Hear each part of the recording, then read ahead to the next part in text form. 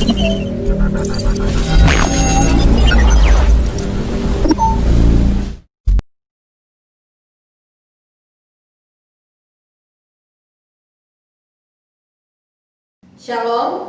selamat pagi jemaat yang dikasihi dan diberkati Tuhan. Selamat datang di ibadah Minggu 13 September 2020 KGPM Sidang Musafir Yogyakarta. Pada saat ini kita akan memulaikan ibadah kita. Untuk itu mari kita mengambil waktu bersaat teduh sejenak.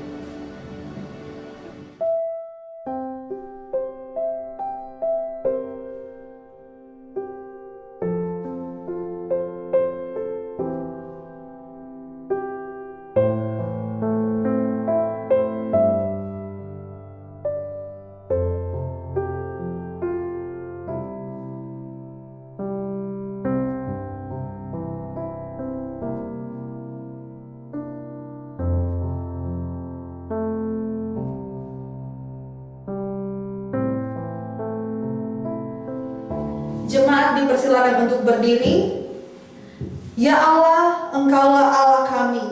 Kami mencari Engkau sebab jiwa kami haus kepadamu. Tubuh kami rindu kepadamu karena kasih setiamu lebih baik daripada hidup, dan kami akan memegahkan Engkau di tempat kudus. Pada saat ini, marilah kita memulaikan ibadah kita dengan menyanyikan pujian dengan apakah aku balas.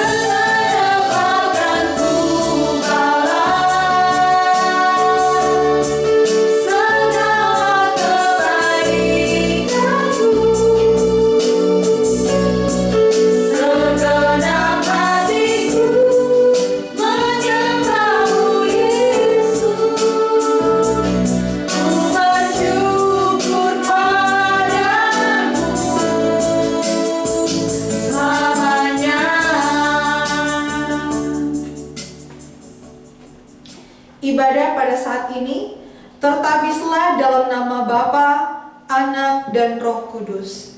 Amin. Kasih karunia dari Tuhan Yesus Kristus menyertai saudara-saudara sekalian. Mari kita pujikan Allah itu baik.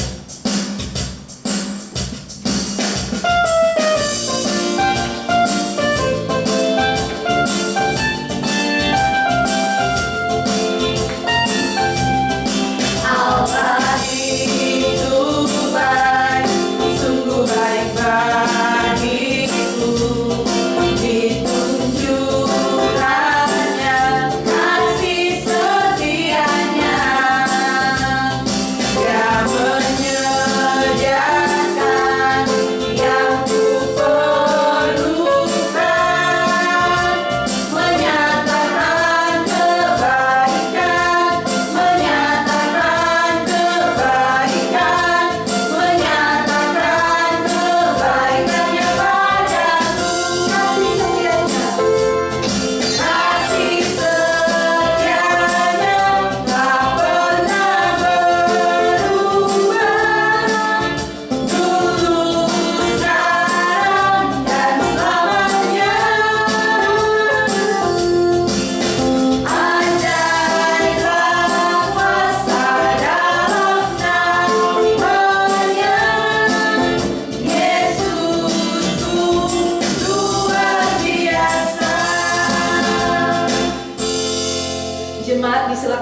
kembali.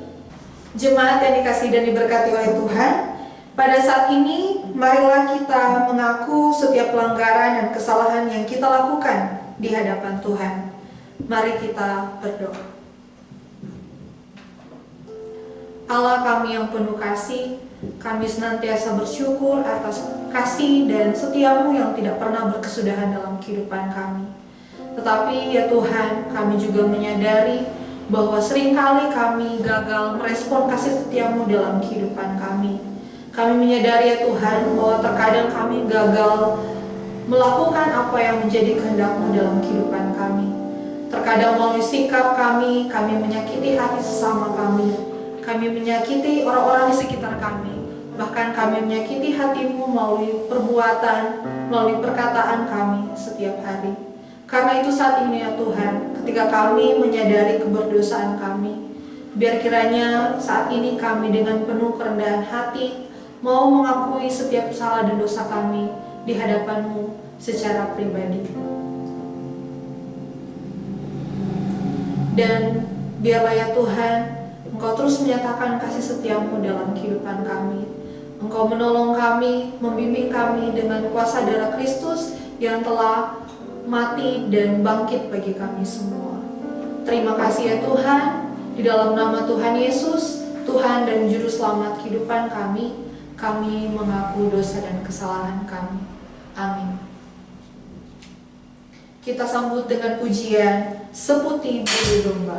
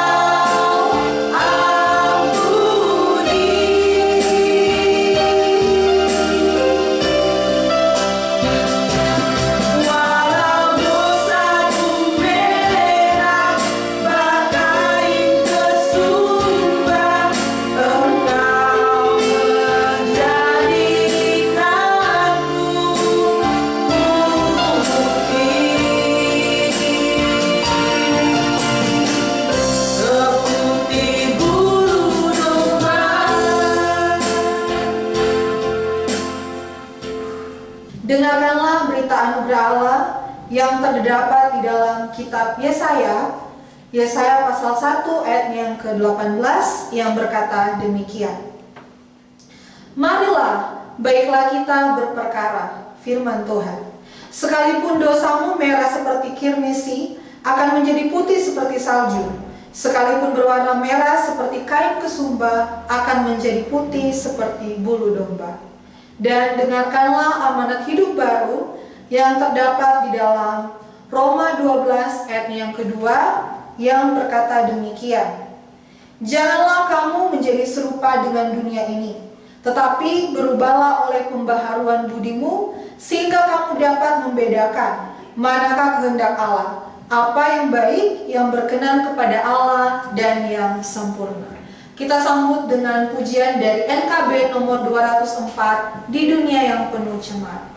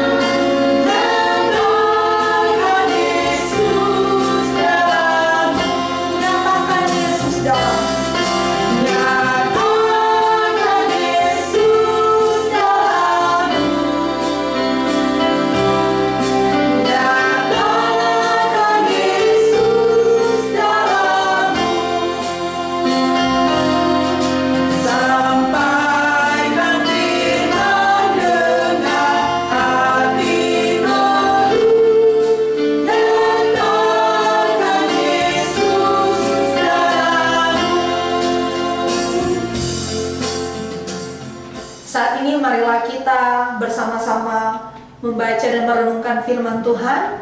Tetapi sebelumnya itu mari kita berdoa. Kepada Allah yang Maha Kuasa, kepada Allah yang mengasihi kami berdoa, kami menyatakan syukur kami. Kami bersyukur untuk persekutuan yang boleh tercipta di hari ini. Kami bersyukur ketika kami tidak hanya memuji dan memuliakan nama-Mu, tapi kami juga diberikan kesempatan untuk belajar tentang firman-Mu. Kami tahu ya Tuhan bahwa firman-Mu yang menolong kehidupan kami, firman-Mu lah yang akan menerangi setiap langkah kehidupan kami. Karena itu ya Tuhan, pada saat ini persiapkanlah kami masing-masing di tempat kami masing-masing, agar kami boleh mempersiapkan hati kami dengan baik untuk mendengarkan firman-Mu. Dan Tuhan, tolong juga Engkau pimpin hamba-Mu yang penuh dengan keterbatasan ini, agar kiranya boleh menyampaikan firman-Mu seturut dengan kehendak-Mu saja. Terima kasih ya Tuhan, berfirmanlah karena kami sudah siap mendengarkan firman-Mu. Di dalam nama Tuhan Yesus, kami berdoa dan bersyukur. Amin. Jemaat yang dikasihi dan diberkati Tuhan, marilah kita bersama-sama membuka Alkitab kita. Kita membuka Alkitab kita dalam kitab Ester, pasal yang ke-7, ayat 1 hingga ayat yang ke-10. Sekali lagi, dalam kitab Ester, pasal 7, ayat 1 sampai ayat yang ke-10. Marilah kita menyimak bagian Alkitab ini secara bersama-sama. Ester pasal 7 ayat 1 sampai ayat yang ke-10. Lembaga Alkitab Indonesia memberi judul Haman diadukan oleh Ester dan dihukum mati. Datanglah raja dengan Haman untuk dijamu oleh Ester sang ratu. Pada hari yang kedua itu, sementara minum anggur, bertanyalah pula raja kepada Ester. Apakah permintaanmu, hai Ratu Ester? Niscaya akan dikabulkan. Dan apakah keinginanmu? Sampai setengah kerajaan sekalipun akan dipenuhi.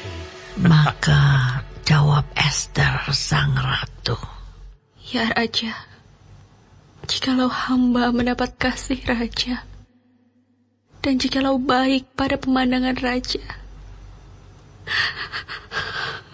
karuniakanlah kiranya kepada hamba nyawa hamba atas permintaan hamba, dan bangsa hamba atas keinginan hamba. Karena kami, hamba serta bangsa hamba, telah terjual untuk dipunahkan, dibunuh, dan dibinasakan. Jikalau seandainya kami hanya dijual sebagai budak laki-laki dan perempuan, niscaya hamba akan berdiam diri. Tetapi malapetaka ini tiada taranya di antara bencana yang menimpa raja. Maka bertanyalah Raja Ahasuerus kepada Ester sang ratu. Siapakah orang itu? Dan di manakah dia yang hatinya mengandung niat akan berbuat demikian? Lalu jawab Ester, Penganiaya dan musuh itu ialah Haman, orang jahat ini. maka Haman pun sangatlah ketakutan di hadapan raja dan ratu. Lalu bangkitlah raja dengan panas hatinya daripada minum anggur dan keluar ke taman istana. Akan tetapi Haman masih tinggal untuk memohon nyawanya kepada Ester sang ratu, karena ia melihat bahwa telah putus niat raja untuk mendatangkan celaka kepadanya. Ketika raja kembali dari taman istana ke dalam ruangan minum anggur, maka Haman berlutut pada katil tempat Ester berbaring. Maka titah raja, Masih jugakah ia hendak menggagahi sang ratu di dalam istanaku sendiri? tatkala titah raja itu keluar dari mulutnya, maka diselubungi oranglah muka Haman. Sembah Harbona, salah seorang sida-sida yang di hadapan raja. Lagi pula tiang yang dibuat Haman untuk Mordekai, orang yang menyelamatkan raja dengan pemberitahuannya itu, telah berdiri di dekat rumah Haman, 50 hasta tingginya. Lalu titah raja. Sulahkan dia pada tiang itu. Kemudian Hama disulahkan pada tiang yang didirikannya untuk Mordekai. Maka surutlah panas hati raja.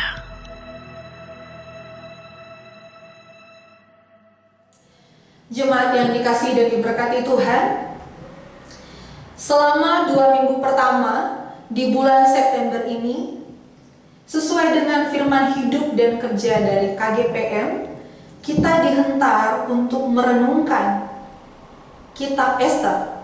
Terlebih khusus pada minggu sebelumnya, kita bersama-sama merenungkan Ester pasal 2, dan pada hari ini kita bersama-sama merenungkan firman Tuhan dalam kitab Ester pasal 7 ayat 1 hingga ayatnya yang ke-10. Melalui bacaan ini, kita bersama-sama dihentak untuk merenungkan bagaimana tindakan pemeliharaan Allah bagi umat pilihannya,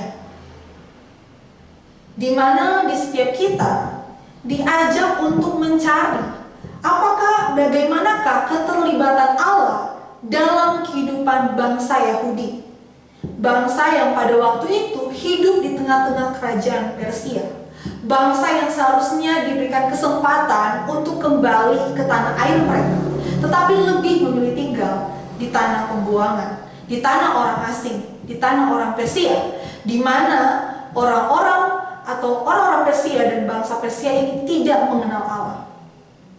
Mereka hidup di tengah-tengah bangsa kafir. Mereka hidup di satu kerajaan yang kaya dan jaya, tetapi tidak ada iman kepada Allah di dalamnya. Dan ketika kita selama 2 minggu belajar tentang kitab Ester, kita pasti sudah menemui bahwa di dalam kitab ini tidak pernah satupun sekalipun nama Allah disebutkan. Dan kitab ini begitu berbeda dengan kitab-kitab yang lainnya. Ketika di bagian-bagian kitab yang lainnya kita melihat bagaimana Allah berelasi dengan umat Israel melalui berbagai tanda, melalui berbagai mujizat, melalui para nabi yang diutus untuk bernubuat. Tetapi di dalam kitab ini kita tidak melihat Allah berbicara kepada para nabi. Kita tidak melihat bahwa ada mujizat yang terjadi yang dituliskan di dalam kitab Ester ini. Tetapi sekalipun kita tidak melihat ada mujizat, ada tanda-tanda spektakuler yang dituliskan dalam kitab Ester, sesungguhnya kita bisa melihat bahwa dari setiap peristiwa yang terjadi dalam kitab Ester ini, kita melihat bahwa Allah turut bekerja dalam segala sesuatu, dalam segala peristiwa yang terjadi dengan Ester, dengan Mordekai, dengan bangsa Israel atau bangsa Yahudi pada waktu itu. Allah menunjukkan rancangannya tidak bisa terkalahkan oleh apapun. Bahkan mungkin melalui kejadian-kejadian yang kalau kita baca itu adalah kejadian-kejadian yang biasa saja, atau mungkin sebuah kebetulan-kebetulan yang terjadi. Mungkin ada yang mengatakan kebetulan saja pada waktu itu tidak ada Urat Wasti dibuang, kemudian diadakanlah pemilihan ratu, dan Ester mau tidak mau harus terlibat di dalamnya karena dia merupakan seorang gadis yang berada di kota Susan, yang masih perawan, yang cantik, yang mau tidak mau harus dibawa ke kerajaan Persia, dipilih sebagai salah satu calon ratu. Dan pada bagian-bagian berikutnya tidak hanya tentang bagaimana kita melihat Ester dipilih menjadi sebagai seorang ratu, kita juga melihat ada satu kebetulan ketika Mordekai sedang duduk di depan pintu gerbang dan mendengar ada persekongkolan dari dua orang yang hendak membunuh raja. Dan selain itu lagi kita melihat bahwa Haman tidak menyukai Mordekai. Haman membenci Mordekai karena Mordekai seorang Yahudi yang tidak mau tunduk menyembah Haman seperti yang dilakukan oleh orang-orang lain sebangsanya pada waktu itu. Dan pada waktu itu, pada bagian cerita sebelum pasal 7 ini kita melihat raja digelisahkan pada saat dia tidur, sehingga dia membaca kitab sejarah Persia dan menemukan bahwa Mordekai adalah orang yang pernah membantunya, pernah menyelamatkan nyawanya, sehingga Mordekai dihormati oleh raja pada waktu itu. Saudaraku yang diberkati Tuhan, seluruh peristiwa itu bukanlah kebetulan belaka. Walaupun itu terlihatnya seperti sebuah kebetulan, hal-hal yang biasa terjadi di tengah-tengah kehidupan kita, atau di tengah-tengah kehidupan pada masa lampau, tetapi semuanya itu ada dalam pengaturan Allah.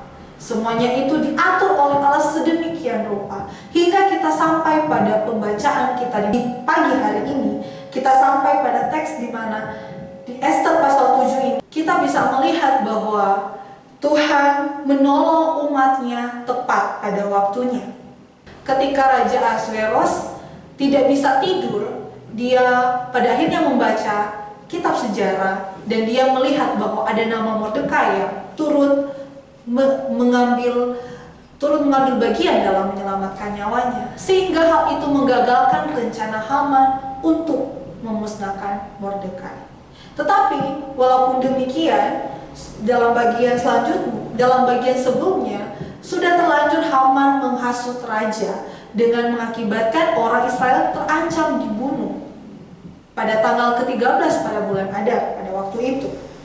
Tetapi sekali lagi, Tuhan tidak berdiam diri atas kejahatan. Tuhan menolong umatnya tepat pada waktunya. Yang kalau kita melihat dalam kisah ini, Ester dia bersama Mordekai, bersama bangsa Yahudi, mereka bergumul bersama, berpuasa bersama untuk keselamatan bangsa mereka. Hingga pada satu titik Ester bisa menghadap kepada raja dan mengutarakan permohonannya. Dan di dalam bagian ini kita juga melihat bahwa tindakan pemeliharaan Allah bagi umat pilihannya, dia tidak hanya menolong umatnya dari kesesakan, dari kesulitan yang ada, tetapi Allah juga membalikkan rencana jahat manusia. Dalam teks ini kita melihat bahwa Allah membalikkan rencana jahat yang akan dilakukan oleh Haman. Sangat ironis sekali ketika kita menyaksikan momen pembalikan ini. Haman adalah seorang petinggi bangsa Persia yang sangat haus akan kedudukan. Dia tidak puas dengan kedudukannya. Dia ingin dipandang, dihormati oleh banyak orang pada waktu itu, termasuk orang Yahudi. Tetapi yang ia dapatkan adalah seorang Mordekai tidak mau menyembahnya. Hanya satu orang saja membuat dia panas hati, karena keinginannya adalah dia mendapatkan kehormatan, dia mendapatkan pujaan, penghormatan dari setiap orang itu. Haman seorang yang haus akan kedudukan. Dia penuh dengan kesombongan dan penuh dengan ketamakan, sehingga dia berupaya untuk menghabisi satu orang. Kalau boleh semua orang, bahkan dia sudah berencana menghabisi orang Yahudi untuk mendapatkan sebuah penghormatan. Hanya untuk mendapatkan sebuah penghormatan, Haman berniat untuk menghabisi satu bangsa, menghabisi banyak orang. Tapi kita melihat Esther. Esther adalah seorang ratu. Dia memiliki posisi yang tinggi di kerajaan ini, tetapi dia rela mempertaruhkan kedudukannya, bahkan nyawanya, untuk menyelamatkan banyak orang, terlebih khusus untuk menyelamatkan bangsa Yahudi.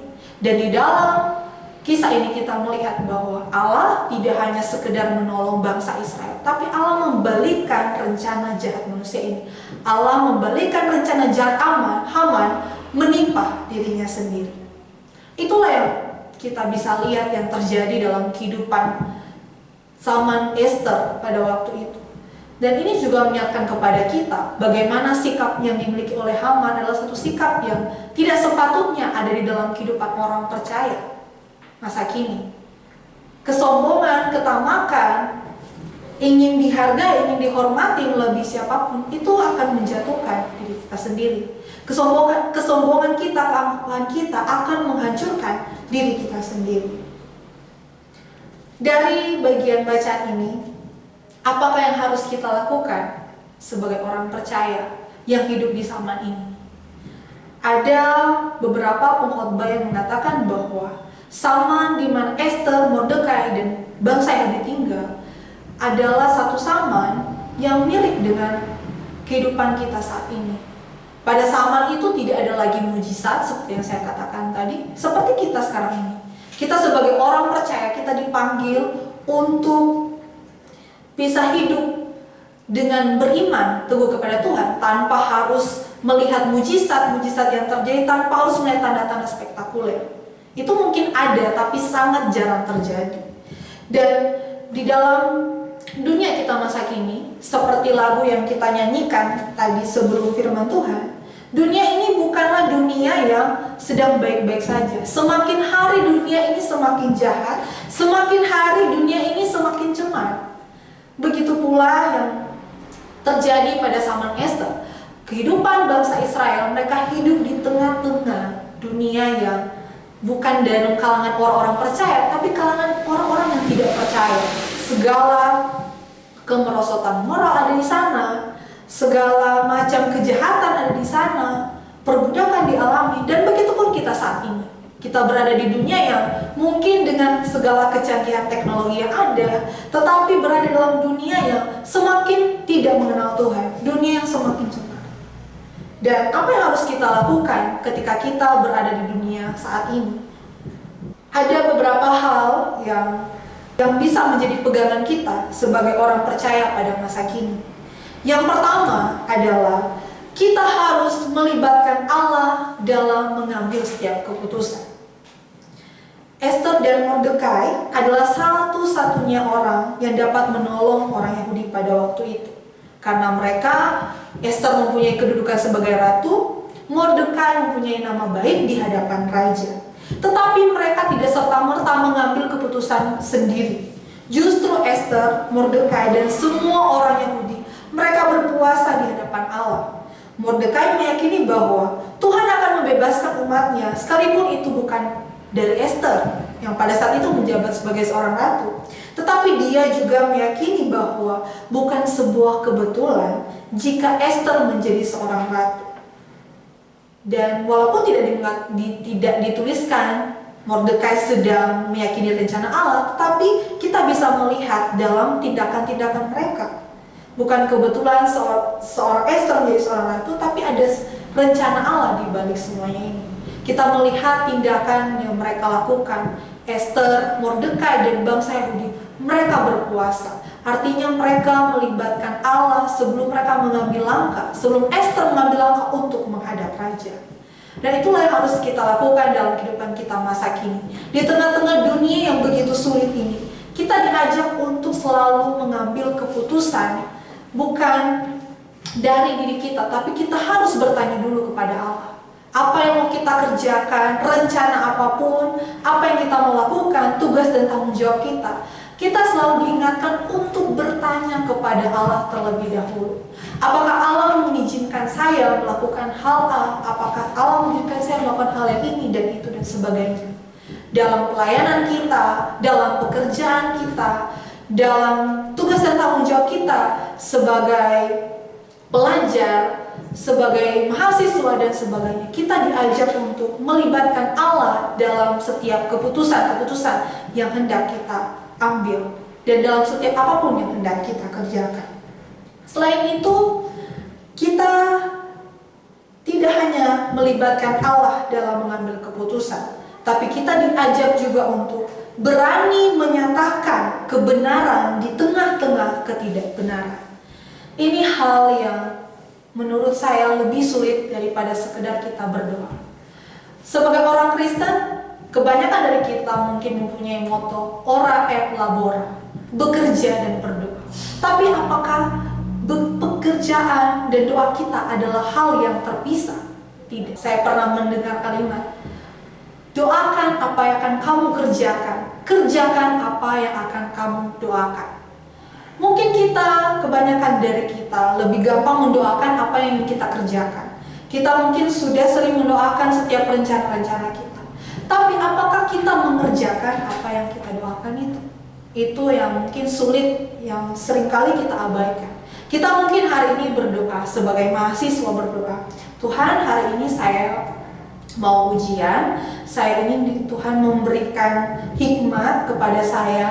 Tuhan saya ingin mendapatkan nilai yang terbaik sesuai dengan kemampuan saya. Tetapi pada saat ujian sebagai mahasiswa, apakah kita benar-benar mengerjakan soal-soal ujian kita sesuai dengan kemampuan kita sendiri? Atau malah pada saat ujian itu berlangsung, kita malah meminta jawaban dari teman kita? Mungkin itu hal yang perlu kita renungkan mengenai doa dan bekerja. Apa yang kita doakan, apa yang kita lakukan apa yang kita doakan. Tidak cukup hanya sebatas berdoa, Tuhan, pulihkan negara ini, biarlah negara ini bebas dari korupsi, bebas dari ketidakadilan. Dan kita sendiri tidak mau mewujudkan keadilan itu. Kita sendiri yang berada dalam satu posisi yang Tuhan percayakan, dalam satu kekuasaan yang Tuhan percayakan, kita sendiri yang melakukan korupsi, kita sendiri yang melakukan dosa dan menyebabkan ketidakadilan itu. Tidak seperti itu. Tapi dari kisah Esther ini kita belajar bahwa kita harus berani menyatakan kebenaran di tengah-tengah ketidakbenaran.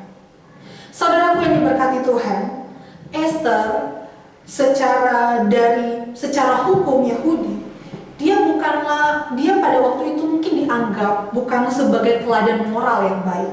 Kenapa? Karena dia melanggar hukum Yahudi dengan menikah dari orang bangsa asing. Dan pada saat itu banyak sekali orang-orang Israel yang mereka sudah makan makanan yang dipersembahkan kepada berhala.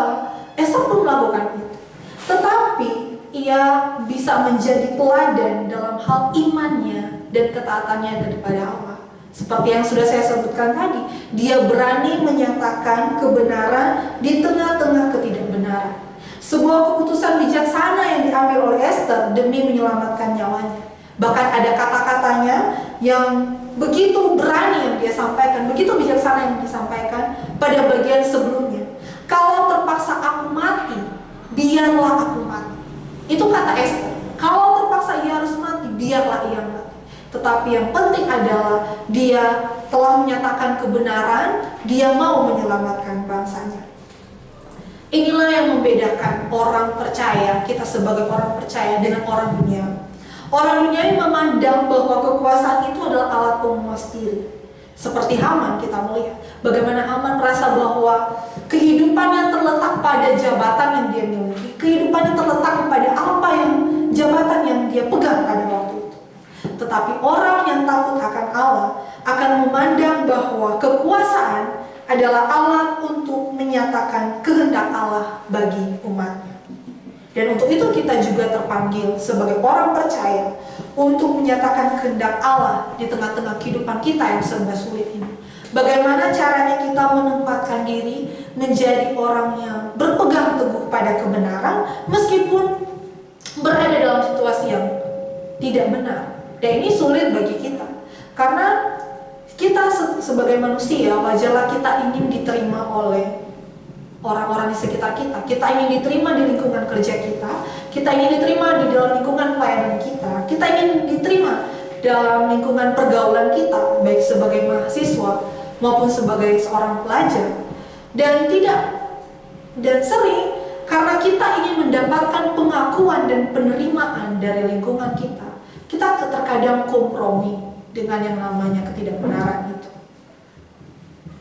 Tetapi bagian firman Tuhan di hari ini mau mengajak kita sekalian untuk kita tetap berpegang teguh pada kebenaran, tetap menyatakan kebenaran meskipun kita berada dalam situasi yang sulit.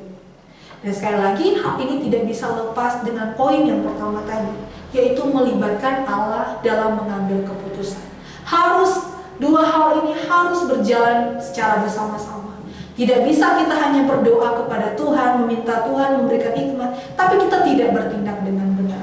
Dan tindakan yang benar adalah ketika kita juga melibatkan Allah dalam setiap keputusan yang kita ambil. Jemaat yang dikasihi Tuhan, bagian terakhir yang harus kita lakukan sebagai orang percaya hidup di zaman ini adalah berpengharapan pada Allah.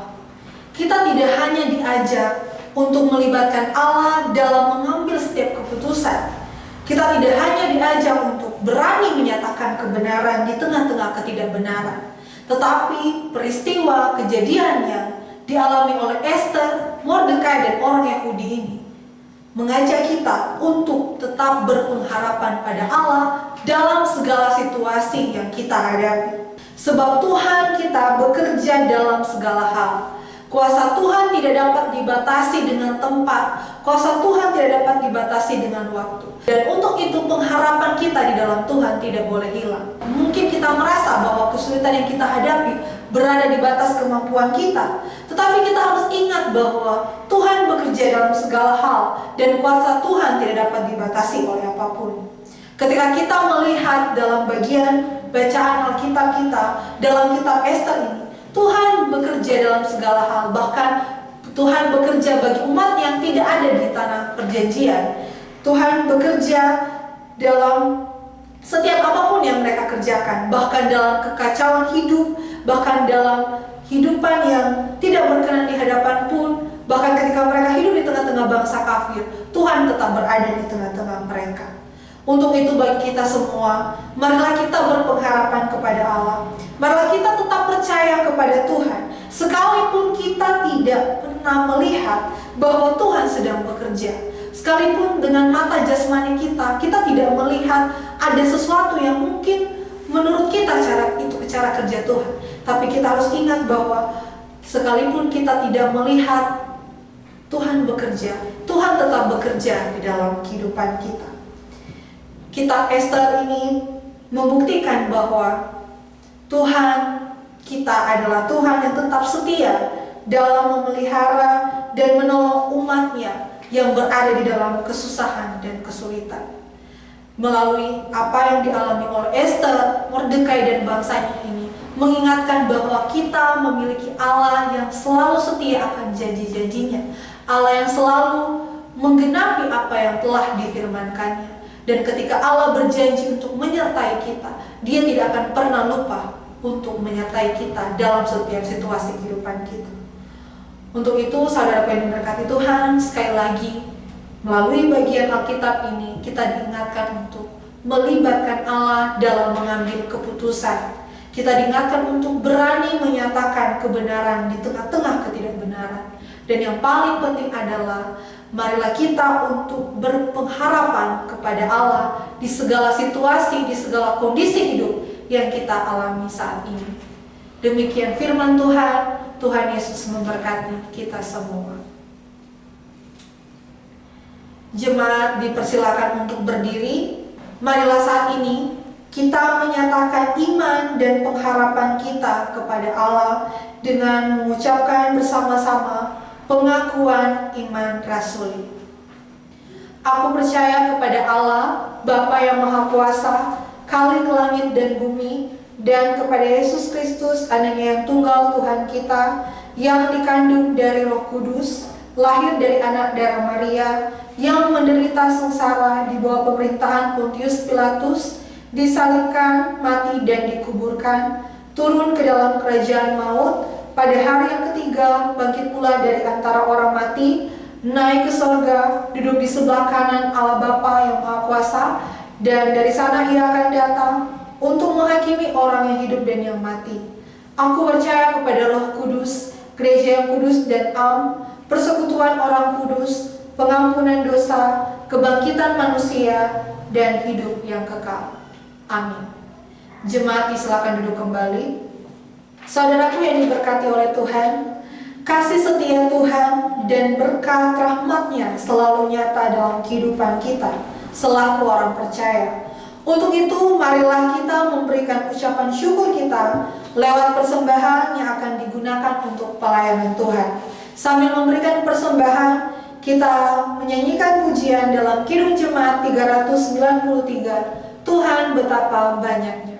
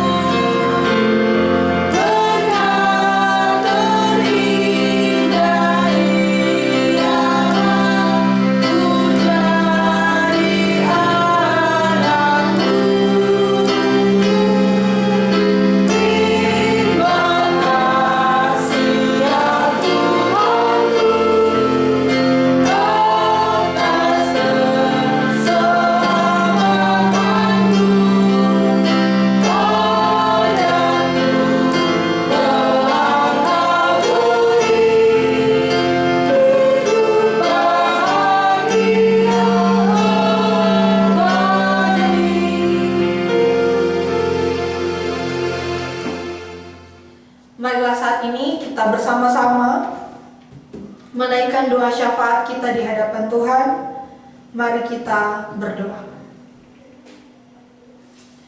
Bapa, kami sungguh bersyukur untuk hari ini. Kami telah mendengarkan firman-Mu yang boleh menguatkan kami lagi. Bagaimana kami harus tetap berpengharapan di dalam Engkau. Bagaimana kami menjalani hari-hari hidup kami di tengah dunia ini. Kami belajar untuk melibatkan Tuhan dalam setiap keputusan kami. Dan kami belajar untuk menyatakan kebenaran meskipun berada di tengah-tengah ketidakbenaran dunia ini. Tolong kami ya Tuhan agar firman-Mu menjadi kekuatan dan menjadi hidup dalam kehidupan kami masing-masing. Sehingga kami menjadi surat Kristus yang dapat dibaca oleh semua orang. Dan pada saat ini ya Tuhan, kami dari tempat kami masing-masing, kami mau bersatu hati bersama-sama berdoa bagi KGPM Musafir Yogyakarta. Kami bersyukur ya Tuhan, Tuhan menghadirkan kami berada bersama-sama, melayani bersama-sama di jemaat ini. Dan kami tahu ya Tuhan, bukan suatu kebetulan ketika kami berada bersama-sama di jemaat ini. Kami tahu Tuhan memakai kami senantiasa untuk menjadi berkat satu dengan yang lainnya. Baik kami yang melayani Tuhan, baik kami yang terlibat dalam sebagai BPS, PMS, maupun kami sebagai jemaat, kami percaya Tuhan, kehadiran kami di sini adalah bersama-sama untuk memuliakan Engkau dan menjadi berkat bagi sesama kami. Karena itu ya Tuhan, kami terus mendoakan pelayanan di gereja ini. Biar kiranya ya Tuhan, setiap apapun yang telah kami lakukan, setiap apapun yang akan kami programkan dan akan kami rencanakan demi pelayanan ini, itu semua boleh seturut dengan kehendak-Mu. Kami berdoa untuk setiap ibadah minggu yang kami lakukan, yang pada saat ini masih dalam ibadah online. Biar kiranya Tuhan memberkati setiap prasarana dan sarana yang ada, memberkati kami semua yang terlibat di dalamnya, agar kami senantiasa boleh terus mengembangkan potensi kami untuk melayani Tuhan.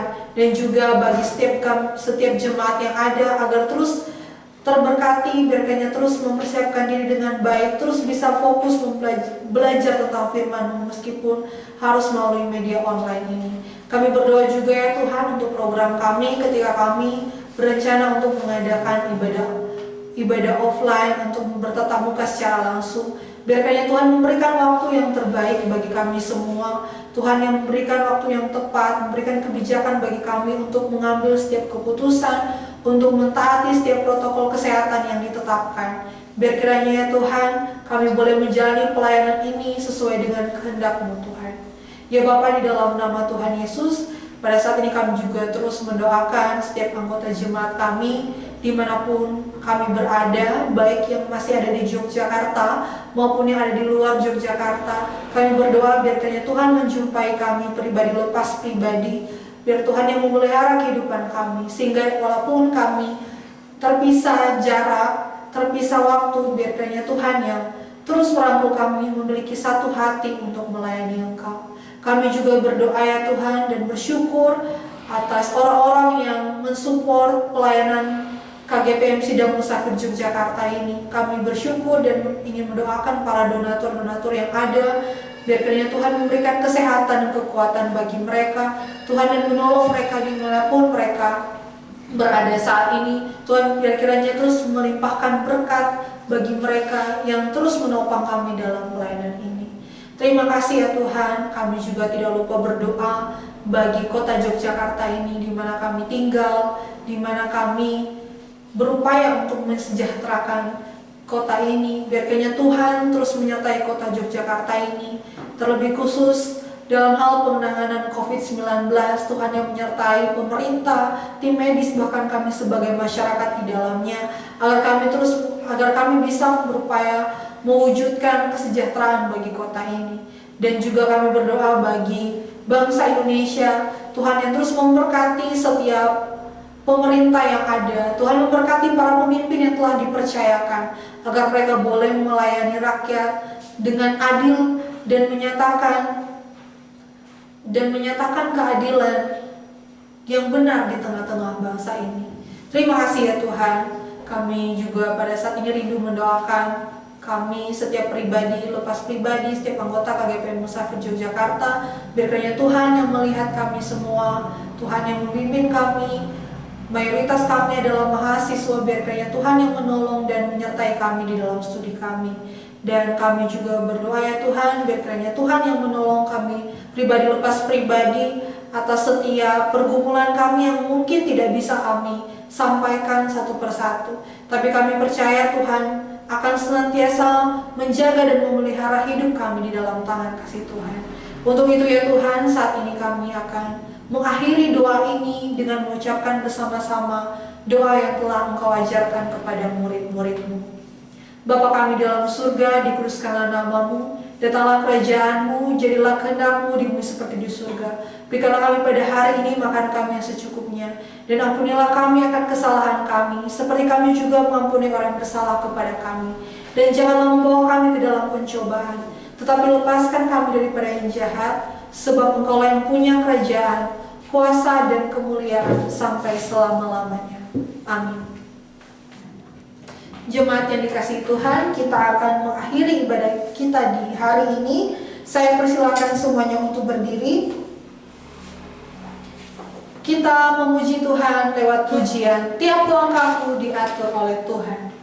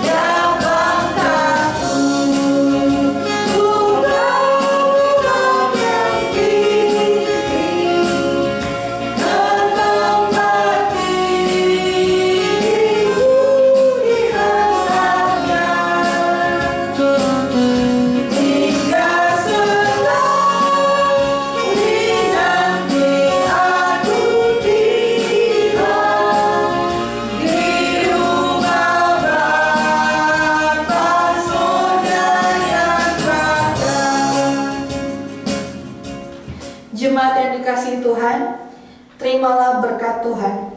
Damai sejahtera Allah yang melampaui segala akal akan memelihara hati dan pikiranmu dalam Kristus Yesus dari saat ini sampai selama-lamanya.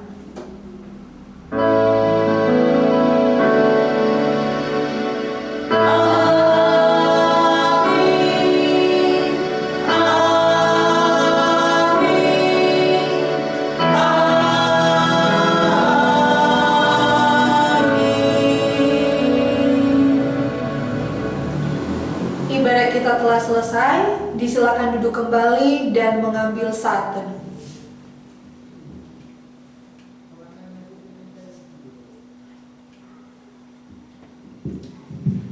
Demikianlah ibadah kita di hari ini. Selamat hari Minggu, Tuhan Yesus memberkati kita semua. Shalom.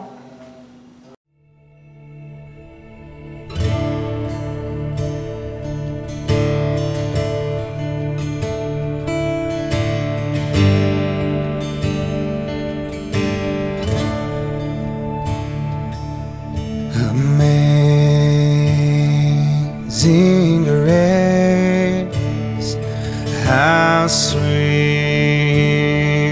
the sound that saved